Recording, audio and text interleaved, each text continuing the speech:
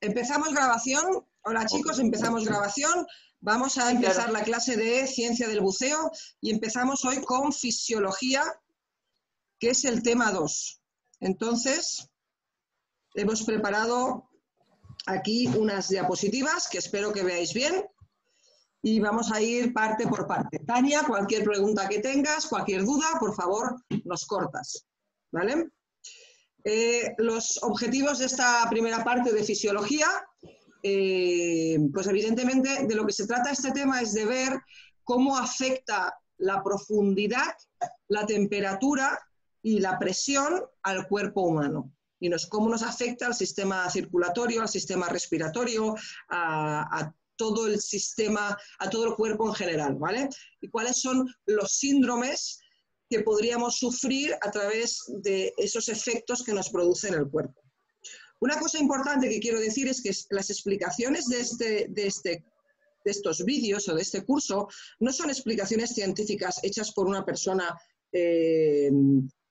súper científica y dirigido a personas supercientíficas. No, son explicaciones, intentamos dar los ejemplos más básicos para que todos podamos entender cómo nos afecta el agua y el buceo a nuestro cuerpo, ¿vale? Porque siempre hay algún médico quisquilloso que me diga, es que así que... Bueno, pues aquí, Andrea, por ejemplo, que ha hecho los cursos conmigo hace muy poquito tiempo, sabe que yo los ejemplos que doy soy rollo Érase una vez el hombre. No sé si conoces esa serie, Tania, de Érase... Vale, pues esos ejemplos seguro que los tenemos todos en la cabeza y que nos dejaron súper claro cómo era el cuerpo humano. Pues los ejemplos que vamos a poner aquí también van a ser de ese rollo, ¿vale? Lo primero que vamos a empezar es por el sistema cardiovascular. ¿Qué forma el sistema cardiovascular y para qué funciona? ¿Para qué sirve? ¿Vale? Evidentemente tenemos el corazón, que es lo más importante del sistema cardiovascular. Tenemos las venas, tenemos las arterias y tenemos los capilares. Eso lo tenemos claro, ¿sí? El corazón sería la bomba que mueve la sangre. La sangre es el medio de transporte de muchísimos elementos, del oxígeno, de las moléculas, del CO2, del nitrógeno, de un montón de cosas. Luego tenemos, como ves aquí en el dibujo, tenemos que la sangre va de la bomba a todas y cada una de las partes de nuestro cuerpo. ¿Y por dónde va? Pues por los vasos sanguíneos, que te decía que eran las venas, las arterias y los capilares, ¿vale? Algo muy importante que tenemos que saber, lo tenemos aquí, es que un corazón late entre 60 y 80 latidos por minuto en un adulto en reposo. Entonces, entre 60 y 80 es un latir normal. Hay personas, deportistas, por ejemplo, que lo tienen un poquito más bajo, entre 50 y 60, y las personas que tienen algún tipo de problema respiratorio, entre 80 y 100. Por ejemplo, los grandes fumadores. Un gran fumador puede tener un promedio de latir de 90 a 95 pulsaciones por minuto. Y en un cuerpo adulto, nuestra sangre, 5 litros más o menos, se pasa por el cuerpo por cada minuto, ¿vale? Hasta ahí fácil, ¿no? Muy bien. Tania, ¿a qué te dedicas tú? ¿Dedicabas? Bueno, el último trabajo fue en una residencia de salud mental. Muy bien. Vale, entonces, ¿cuáles son las funciones de la sangre? Pues, o del sistema circulatorio. Evidentemente, transportar el oxígeno desde los pulmones a todas y cada una de las células de nuestro cuerpo, ¿vale? También transportar los nutrientes desde nuestro intestino delgado a todos y cada una de las células de nuestro cuerpo. A mí me gusta hacer un resumen aquí, que es que todo este sistema perfecto que tenemos está totalmente diseñado para hacer un proceso que se llama el proceso oxidativo. O sea, nuestros pulmones cogen oxígeno, nuestro sistema digestivo coge nutrientes, para que en las células llegue el oxígeno y lleguen los nutrientes. Los nutrientes normalmente se suelen dividir en una cosa que se llama glucosas, ¿vale? Y la fórmula de la glucosa está compuesta de hidrógenos y de carbonos. Eso ya te lo explicaré en la pizarra cuando tengamos las pizarras, ¿vale? Entonces, cogemos el oxígeno, cogemos la glucosa, hacemos el proceso oxidativo, o sea, producimos energía, ¿vale? Y al producir energía, el oxígeno y la glucosa lo que forman es CO2, que lo expulsamos por los pulmones, y H2O, que lo expulsamos por el sudor y el pipí. Todo nuestro cuerpo, que es perfecto, es simplemente para poder hacer el proceso oxidativo, para poder convertir el oxígeno y la comida en energía, ¿vale? Entonces, ¿qué más funciones tiene nuestro sistema circulatorio? Evidentemente, luchar contra las enfermedades y luchar contra las lesiones. Y además de ese proceso oxidativo que hemos dicho, pues transportar los productos de desecho para su eliminación. Lleva el CO2 a los pulmones y lleva el agua al sistema excretor. ¿Sí? ¿Hasta aquí me he explicado bien? Vale. Dentro del corazón, que ya hemos leído que lo forman dos aurículas, dos ventrículos, que están conectadas por unas válvulas y que tiene como una separación en medio, ¿vale? Pues esta separación, cuando nosotros nacemos, hay un pequeño poro entre la aurícula derecha y la aurícula izquierda, hay un pequeño poro, ¿sí? Cuando nosotros nacemos, cuando somos feto. Tal cual nacemos, ese poro se debe cerrar. Pero entre el 10 y el 30% de la población, ese poro no se cierra. Y hay un pequeño poro que deja pasar la sangre entre la aurícula derecha y la aurícula izquierda. ¿Qué sucede cuando estamos buceando? Cuando estamos buceando, hay pequeñas burbujas que se forman que no son peligrosas para nosotros, porque simplemente pasan por los pulmones y se expulsan antes de volver al corazón. La vena pasa por el pulmón, dejaría las pequeñas burbujas y luego volvería al corazón para volver a moverse por todo el cuerpo. ¿Qué sucede si pasa de una aurícula a otra esas pequeñas burbujas que se nos han formado cuando estamos buceando?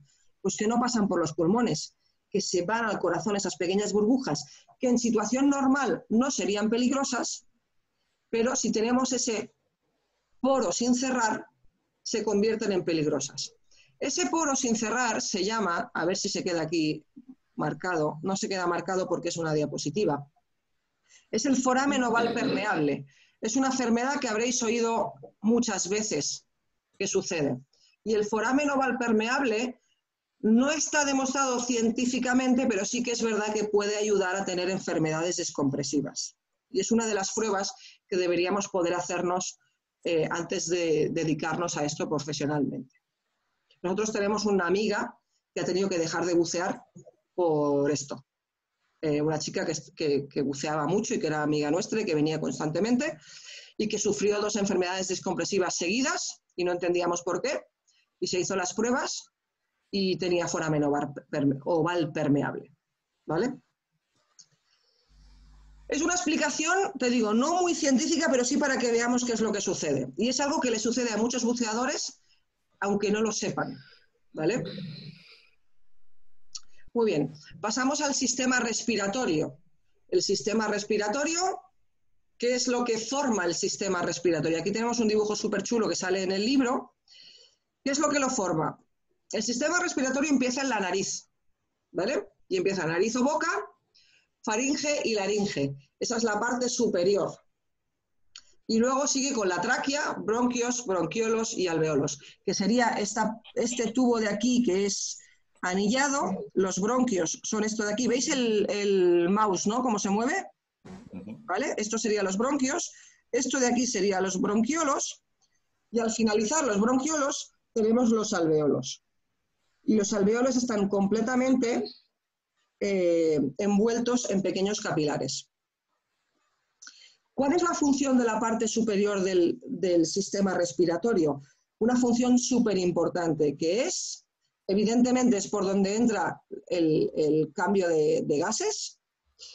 Se hace un filtrado del aire, tanto las amígdalas que tenemos como en la nariz se hace un filtrado de bacterias y de pequeñas esporas y de cosas en el aire. Y humedecer el aire Nosotros perdemos muchísima agua humedeciendo el aire que respiramos, sobre todo cuando buceamos, que el aire está completamente seco. Y luego enfriar o calentar el aire dependiendo de qué época del año estemos. Si el aire es muy, muy frío, no puede entrar así a los pulmones, entonces tenemos que calentarlo o enfriarlo si estamos en un verano horroroso, ¿vale? ¿Y cuál es la función más importante de la parte inferior que tenemos aquí? Los alveolos. Es el intercambio de gases. En los alveolos es donde el flujo sanguíneo, el oxígeno pasa al flujo sanguíneo y el CO2 que hemos formado en el proceso oxidativo pasa a los pulmones para que el CO2 salga y el oxígeno entre, ¿sí? Se hace por una cosa que se llama transporte activo. Estaba traduciendo del catalán. Transporte activo. El transporte activo, que es simplemente, imaginaos que cojo el oxígeno de aquí, cierro la puerta y lo suelto en la sangre. Cojo el CO2 de la sangre, cierro la puerta y lo suelto en los pulmones. Y digamos que el aire y la sangre nunca pueden estar en contacto. Siempre tiene que ir como por moléculas.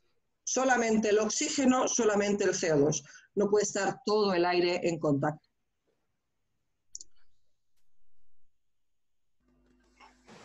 Podéis decir algo, ¿eh? No hace falta que estéis ahí todos calladitos. Vale.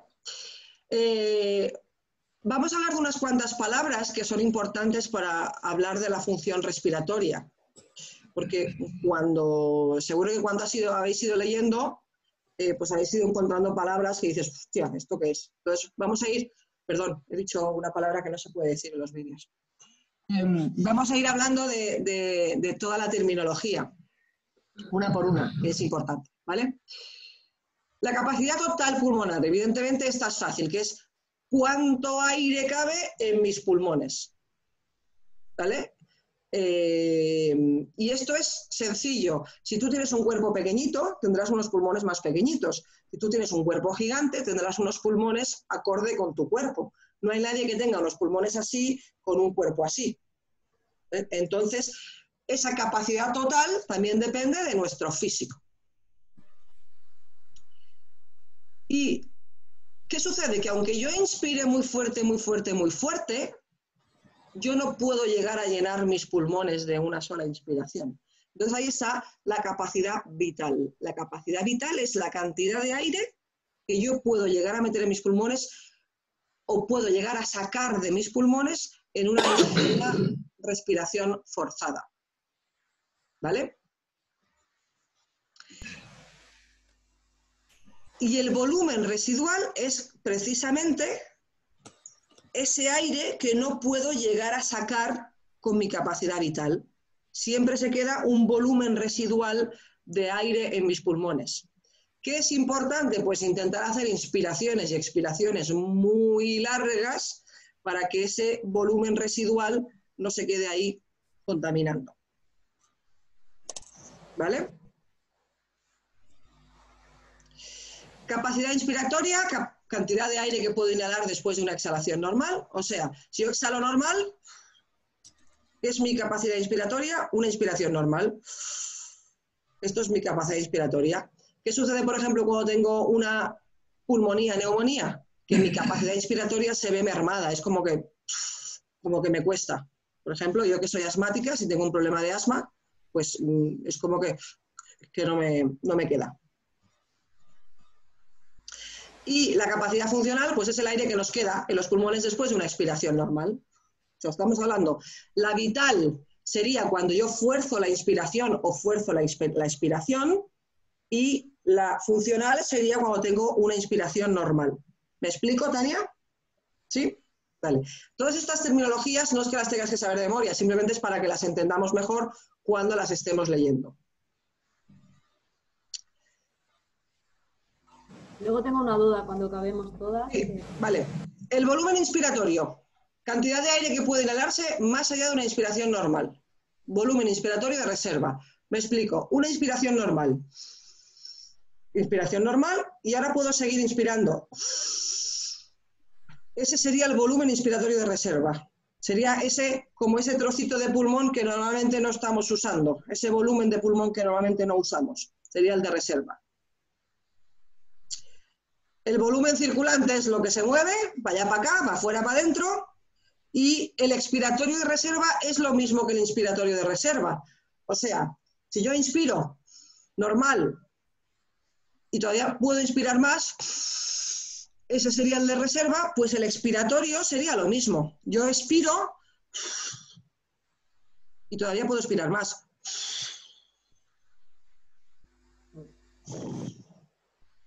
Ese sería el de reserva.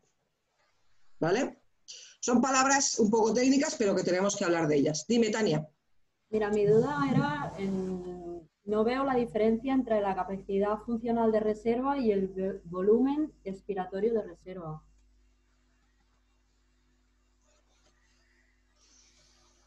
Es lo mismo, pero el expiratorio de reserva es cuando después hablemos que yo te voy a pedir que uses el volumen expiratorio de reserva para que lo saques. Por ejemplo, cuando hablemos de flotabilidad, en la clase de flotabilidad, según qué momentos, te voy a pedir que saques ese volumen expiratorio de reserva, pero es lo mismo, ¿vale? Entonces, una cosa es la capacidad que tú tienes, que sería cuánto aire se te puede quedar dentro, y otra cosa es el volumen que tú vas a expirar cuando yo te pida, usa ese volumen expiratorio de reserva, sácalo. ¿Vale? Pero es lo mismo. ¿Sí? Cuando yo te pida, expulsa, no te voy a decir expulsa la capacidad funcional de reserva, sino te voy a pedir expulsa el volumen expiratorio de reserva. Expiratorio, no expiatorio, expiratorio. ¿Sí? Muy bien. Ahora, hemos hablado del sistema circulatorio y hemos hablado del sistema respiratorio, súper importante en el cuerpo en general. ¿Por qué hemos hablado de esto? Porque ahora vamos a hablar un poco de cuáles son los efectos de la inmersión, de la presión en estos dos sistemas y cómo nos afecta tanto la circulación como la respiración y cómo nos afecta y cuáles son los problemas que nos puede dar, ¿vale? Algo muy importante es que la presión sanguínea, cuando nosotros entramos al agua, de hecho, en el momento en que el agua nos toca la cara, la presión sanguínea intenta moverse, perdón, el volumen sanguíneo y la cantidad de sangre, al momento que tenemos presión de agua, se mueve todo hacia el tórax para tener lo que son los sistemas del cuerpo indispensables para vivir más oxigenados y más calientes. ¿Sí? Entonces, además, el diafragma intenta limitar un poco la capacidad pulmonar para que no tengamos que gastar tanta energía. Cuando yo respiro fuera del agua, puedo inspirar mucho más volumen de aire que cuando inspiro dentro del agua. Simplemente porque mi diafragma ha subido un poco. Y además toda esta zona de aquí está mucho más llena de sangre para poder tener esa actividad indispensable a la vida más activa. Los brazos no son indispensables, las piernas no son indispensables, pero el corazón, los pulmones, el hígado, el estómago, todo eso, el cerebro, todo eso es indispensable. Por eso toda la sangre se desplaza. ¿Sí? Como lo que estoy diciendo ahora mismo, el punto 3 es que Tania se había ido.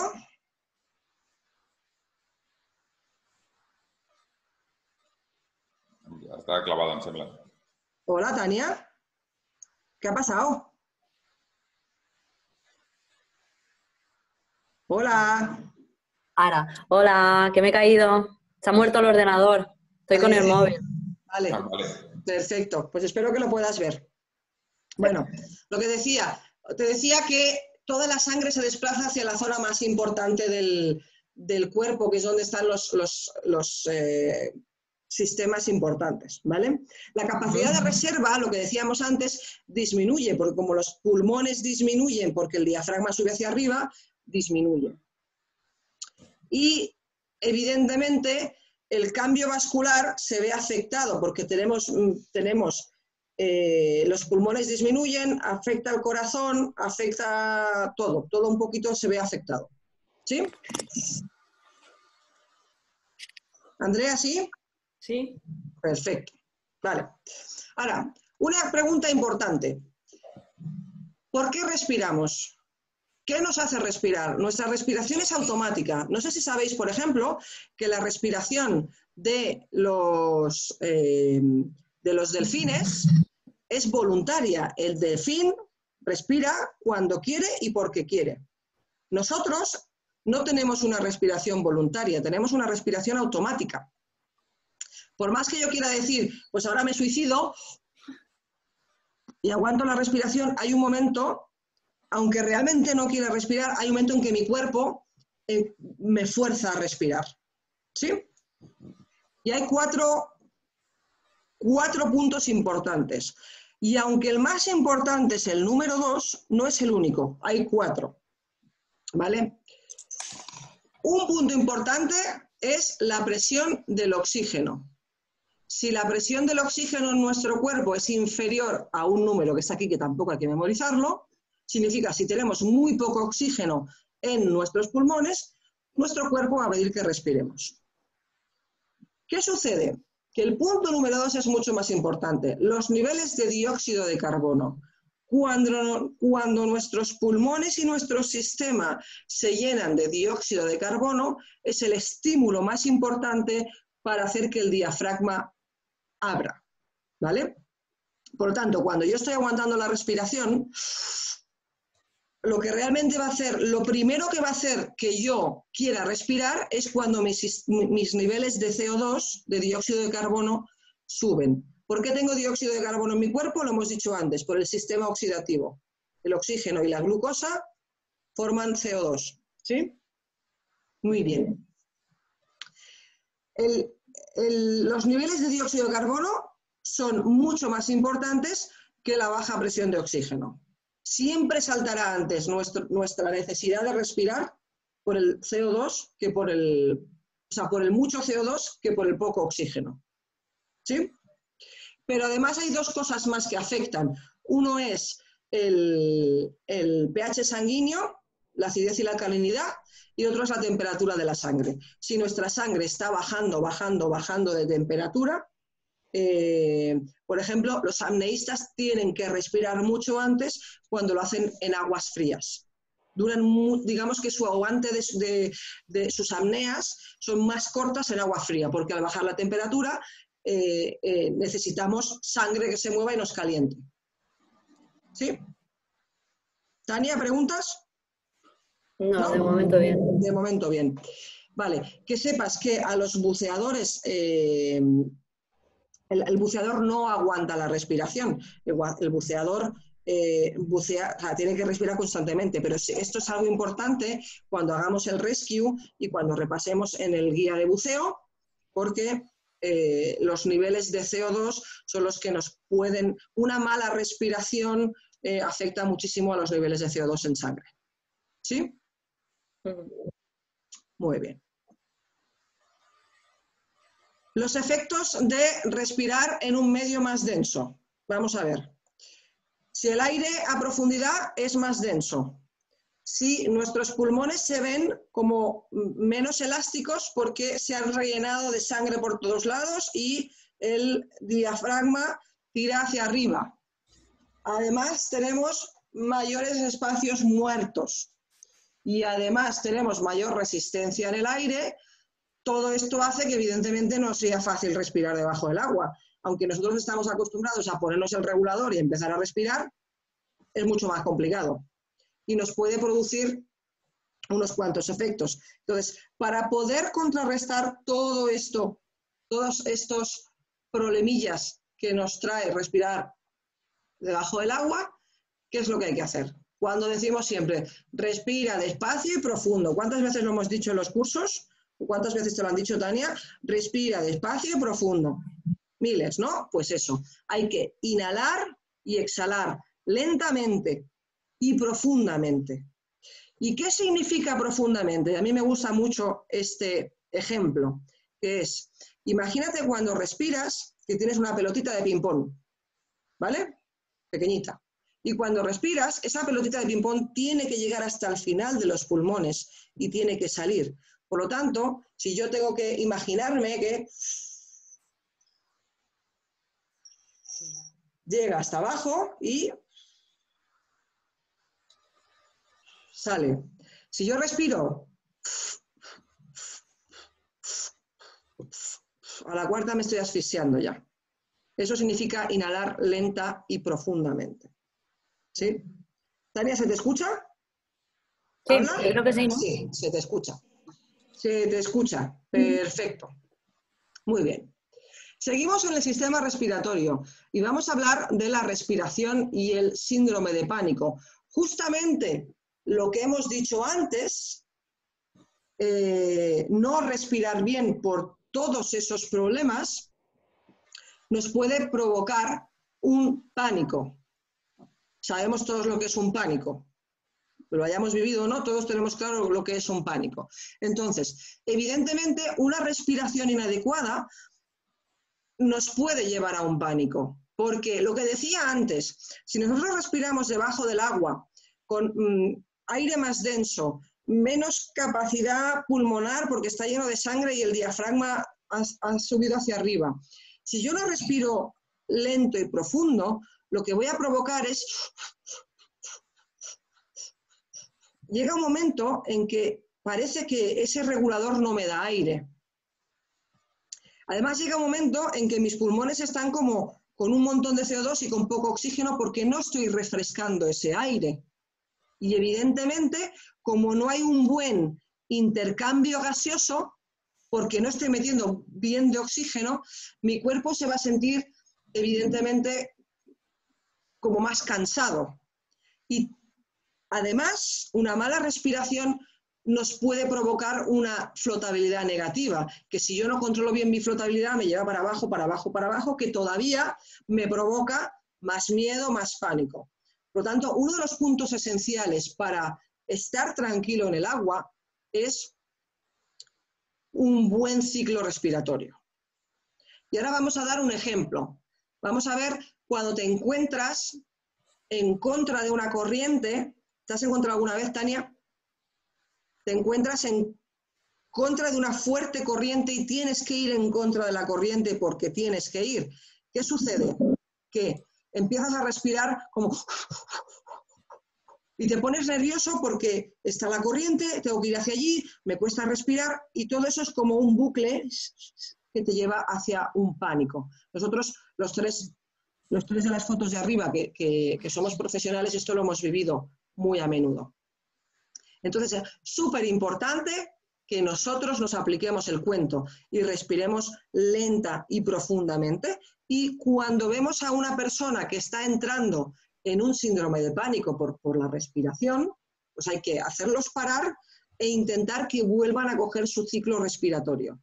La única manera de salir de ahí es que empiecen a inhalar y a exhalar lentamente. Muy bien.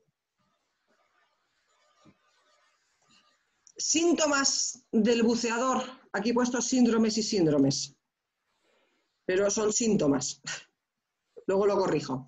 Síntomas de un buceador con síndrome de pánico. Pues evidentemente esto cuando hagamos el curso de Rescue lo verás mejor, Tania, pero ¿cómo es la cara de una persona que tiene miedo? Pues tiene los ojos así, normalmente tiene las pupilas súper dilatadas, tiene la cara clara, la cara muy Pálida. El corazón se le acelera porque además no está respirando bien y necesita más oxígeno, ¿sí? Evidentemente no se está meneando bien porque está en pánico. ¿Y cómo es la respiración? ¿Sí? Entonces, súper importante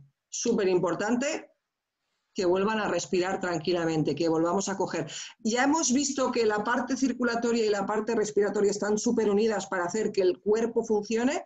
Si la respiración, aunque estemos debajo del agua, no funciona bien, todo lo demás no va a funcionar bien. Por eso les lleva a un síndrome de pánico. Es como cuando yo le digo a los basic divers, si vos respirás, yo me encargo de todo lo demás. Si no respirás, yo no puedo hacer nada. Exactamente. En el buceo siempre decimos que el 80% del buceo es una buena respiración. Inhala lenta y profundamente, exhala lenta y profundamente. Y listo.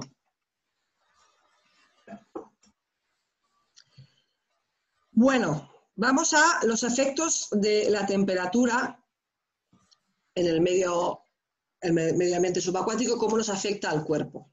¿Vale? ¿Cuál es la temperatura normal de un cuerpo humano? Tania. A 37, creo.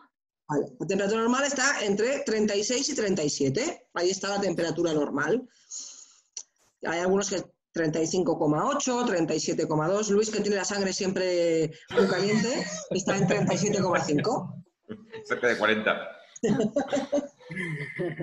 Vale, pero evidentemente tenemos dos aspectos que nos afectan, que es, un aspecto es que vamos con trajes de neopreno y que antes de meternos al agua, muchas veces estamos fuera del agua con ese traje de neopreno aumentando nuestra temperatura. Y después el agua. Cuando nos metemos al agua hay que hablar de una cosa muy importante, que es lo que tenéis aquí, que es el agua conduce el calor del cuerpo aproximadamente 25 veces más rápido que en el aire. O sea, y esto lo tenemos claro, yo puedo estar en temperatura a 25 grados con una camiseta durante todo el día, pero yo me meto en el agua a 25 grados, que ya es agua cálida, y al cabo de una hora, hora y media puedo estar en 25 grados, una horita, horita y media puedo estar temblando. Pero temblando. Si hay un día de 20 grados, a lo mejor yo estoy a 20 grados con una camiseta de manga larga, con un polo de manga larga, pero si yo me meto en agua a 20 grados, igual a las 20-25 minutos, si me meto solo con una camiseta, estoy temblando. Y eso es algo que tenemos que tener muy claro porque nos afecta. Entonces, lo que decíamos antes, cuando el cuerpo entra a presión, lo primero que hace toda la sangre es irse hacia la parte importante. Cerebro, corazón, hígado, pulmones. ¿Vale? Entonces, si toda esa sangre, no toda, pero la mayoría, si toda esa sangre está ahí, ¿qué le sucede a las extremidades? Pues que no tienen tanta circulación de sangre y que se enfrían más rápidamente. Entonces, el buceador tiene que tener una buena protección, una muy buena protección, dependiendo de qué aguas tenemos y dependiendo de cómo es cada uno, pues tenemos desde los shorties hasta los trajes secos. Y tenemos que intentar que esa temperatura no baje. Como has leído en el libro, si va bajando, tenemos dos tipos de hipotermia, la hipotermia leve y la hipotermia grave. ¿Cuáles son los síntomas de una hipotermia? ¿Cuáles son los síntomas cuando tú tienes frío? Cuando tú tienes frío, se te empiezan las manos se te empiezan a adormecer. ¿Por qué? Porque no tengo corriente sanguínea, no tengo tanta sangre. Mi sangre está centrada en la parte importante. Puede ser que tenga la piel más pálida, ¿sí? Puede ser que respire más rápido porque es como que, joder, qué frío, ¿sí? Y el síntoma más importante es que empiezo a temblar. ¿Por qué empiezo a temblar? Porque mi cuerpo empieza a gastar calorías para intentar producir calor para calentar esas células. ¿Sí?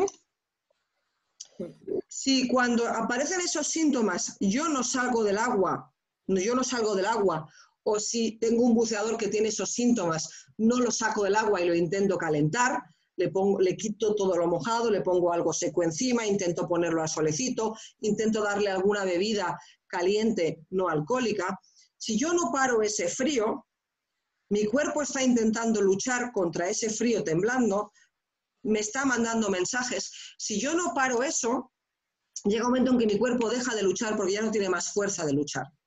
¿Y cuál es el síntoma, perdón, cuál es el signo más visible que una persona ha entrado en hipotermia grave? Es cuando deja de temblar. Si tú estás en el agua o ves a un buceador en el agua que está temblando, temblando, temblando, temblando y deja de temblar, cuidado, porque ahí entramos en hipotermia grave. Significa que el cuerpo ha bajado de los 33 grados. Y esa hipotermia grave tiene que ser tratada por un médico. Y el recalentamiento tiene que ser interno. Cuando a una persona la llevas con hipotermia grave, evidentemente la vida corre peligro, todas las partes importantes corren peligro y el recalentamiento tiene que ser en el hospital con unas estufas, con suelo interno caliente y con un montón de cositas, ¿vale? Y en las hipotermias graves es cuando podemos llegar a perder partes de nuestro cuerpo. Por ejemplo, dedos, nariz o dedos de los pies. Porque evidentemente la poca sangre que estaba en las extremidades dice, paso y me voy hacia el corazón o hacia el cerebro. ¿Sí? ¿Algún comentario de las hipotermias leves o graves? Bueno, a lo mejor es más de rescue, pero yo tengo la duda de que cuando empiezan los temblores es ya momento para salir del agua y poner a la persona... En el momento que una persona empieza a sentir temblores, no hay más allá. Se corta la inmersión hacia arriba y a calentarse. No podemos dejar que eso vaya hacia adelante, porque no sabemos cómo va a derivar. Es como si tú estás en la calle, en la terraza de casa, con una camiseta y empiezas a temblar, ¿tú qué vas a hacer? ¿Te vas a quedar en la terraza de casa siguiendo al aire libre o te vas a meter para casa a calentarte? Es un ejemplo así, ¿no? Pues vas a hacer lo mismo. Si tú estás en el agua y empiezas a temblar, lo que tienes que hacer es decírselo al guía, instructor o compañero de buceo con el que vayas y se acaba la inmersión y vamos a calentarnos. En el momento que salgamos del agua, nos pongamos en el solecico y nos pongamos algo por encima, ya estamos a salvo. Si lo dejamos y seguimos temblando, temblando, temblando, temblando, es cuando podemos llegar a una hipotermia grave. ¿Sí? Perfecto. Ahora vamos al caso todo lo contrario, que es la hipertermia. Y la hipertermia, pues lo que conocemos con insolación, golpe de calor, todo eso, ¿vale? Aquí se diferencia entre agotamiento por calor y golpe de calor. Hay sitios en donde verás insolación grave, hay diferentes terminologías. Pero lo que tenemos que saber es que de la misma manera que nuestro cuerpo lucha cuando pierde temperatura, nuestro cuerpo lucha cuando coge mucha más temperatura. Si lo normal son 36, 37 grados y, por ejemplo, te voy a poner un caso de ahora, justo antes de todo esto del virus, yo estaba en el Mar Rojo con temperaturas de 30 grados fácilmente y en el barco había una señora alemana, que los señores alemanes están como obcecados en que tienen que bucear con traje seco allí donde vayan. Y con agua a 25 grados y temperatura exterior a 30 y tantos, la señora con su traje seco. ¿Qué pasaba cuando íbamos con la Zodiac a hacer un recorrido largo? Pues que si el recorrido era como de 10 minutos, se empezaba a marear, empezaba a sudar, ya no quería bucear, estaba agobiada, empezaba a respirar fuerte. Y esto es un caso real de hace, ¿cuándo fuimos? El 1 de marzo. El 1 de marzo fue. Yo llegué al Mar Rojo el 1 de marzo. 30 grados, el agua 25 y la señora con su traje seco. Y le decíamos, vale, cuando te tiras del barco está bien porque te pones el traje y te tiras del barco y ya está. Pero ¿y esos recorridos de Zodiac? La señora se ponía, vamos, y en varias veces no buceó, se tuvo que dar la vuelta con la Zodiac y volver al barco. Con, pues eso, temperaturas muy altas, con vómitos, con náuseas, con transpiración, o sea, con sudor y con respiraciones fuertes. Esto es un síntoma de agotamiento por calor, que nos puede suceder, pues eso, cuando estamos cogiendo mucha temperatura, cuando tenemos un traje seco y hace mucho calor y los transportes en barco son muy largos. En Cataluña, por ejemplo, Tania, las navegaciones son de 30 a 45 minutos fácilmente cuando vas a bucear. ¿Vale? Cuando vas en barco, lo normal es hacerse una navegación de 30 minutos fácilmente para llegar al punto de inmersión. Pues si tú vas con el traje seco cerrado, ¿vale? Si pasa esto, ¿qué tenemos que hacer? Abrir el traje, poner un poquito de agua, dar un poquito de agua, mojar la cara, mojar las manos, por ejemplo, y hacer que esa persona pierda temperatura. Esto es fácil, ¿sí? Coger temperatura. Aquí en Lanzarote, cuando tenemos golpes de calor de 40 y tantos grados, aunque vayamos con un traje de 5 milímetros y los recorridos aquí son de 10 minutos, cogemos unos calores que lo que tenemos que hacer es ir mojándonos para que la temperatura no suba. ¿Qué sucede cuando tú estás teniendo un agotamiento por calor? Estás súper agobiado, estás respirando fuerte y tú ahí R que R y no te abres el traje y no te mojas y no... Pues que tu cuerpo dice, mira, te estoy avisando y te estoy diciendo que te pongas a la sombra, que bebas agua, que te mojes y no me haces caso. Pues que te den. Y el cuerpo deja de luchar contra ese calor. ¿Cuál es el signo más visible de que un cuerpo ha pasado de agotamiento a golpe de calor, de insolación a insolación grave? Que el cuerpo deja de sudar. O sea, no puede ser que tú estés al sol sudando y que de repente tu cuerpo deje de sudar. Si eso sucede, es algo chungo. Ahí, el sudor lo que hace es intentar bajar la temperatura. Por lo tanto, si su cuerpo deja de sudar, la temperatura sube mucho más. La piel se pone súper rojo. Y el problema más grave es que como el cerebro suba de mucha temperatura, las neuronas pueden perder su funcionalidad. ¿Sí? No sé si cuando existe una enfermedad que se llama meningitis, que hace que cojas unas temperaturas de 41, 42 grados y evidentemente partes del cerebro se pueden ver tocadas. Pues en un golpe de calor parte del cerebro se puede ver tocado e incluso la muerte.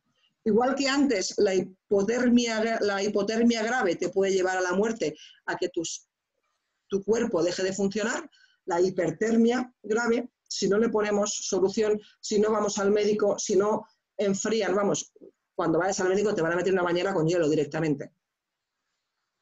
Pues puede producir graves fallos en el cuerpo. Dígame cositas. De momento todo bien. De momento todo bien. Muy bien. Pues señores, hemos llegado a 1 hora de clase. Creo que 1 hora escuchándome es suficiente para vuestros cerebros.